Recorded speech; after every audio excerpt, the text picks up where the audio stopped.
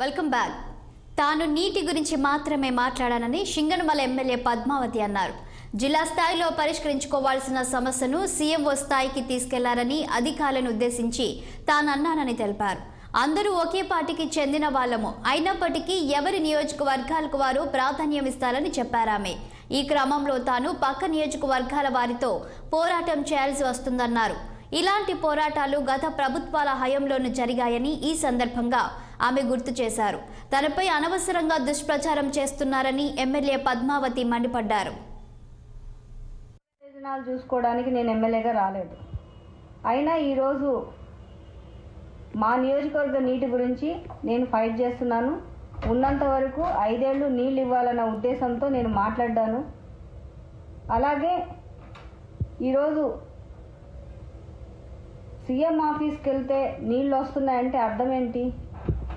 జగనన్న ఇస్తేనే కదా నీళ్ళు వస్తున్నాయని అర్థం.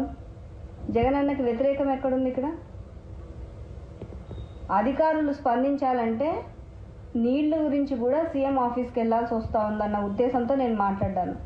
చిన్న జిల్లా స్థాయిలో అధికారులు స్పందించాల్సింది పోయి సీఎం ఆఫీస్ వరకు వెళ్ళాల్సి వస్తుందన్న ఆవేదనతో నేను మాట్లాడ్డాను.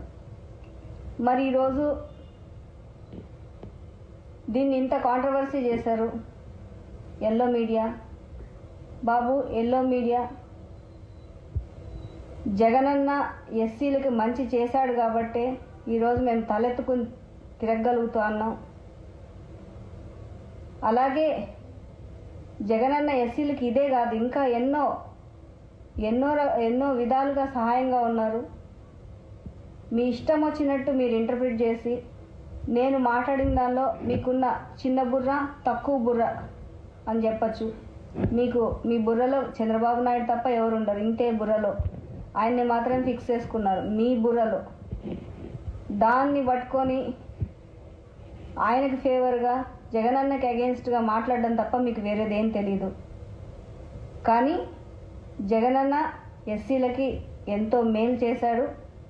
అసలు ఒక ఎస్సీ మహిళని హోంమంత్రిని చేశారు.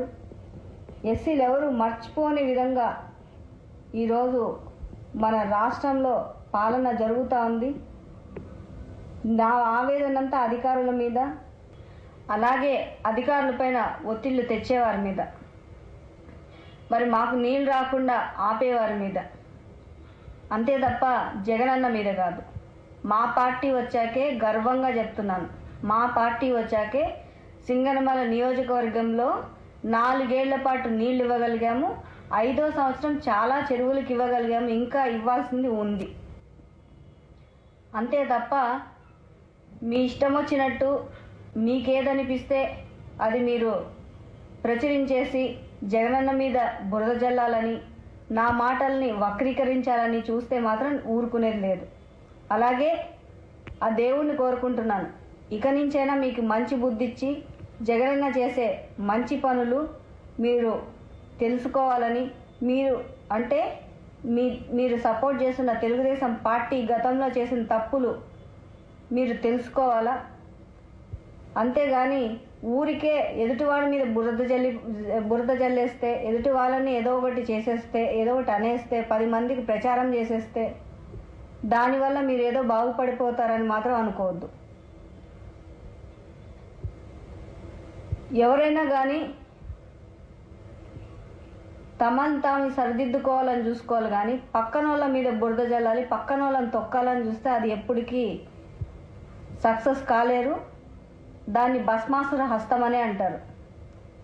మా నియోజకవర్గానికి నేను తీసుకెళ్లిన ప్రతిపాదనలు చాలా వరకు జగనన్న చేయడం వల్లే ఈరోజు నియోజకవర్గం ముందు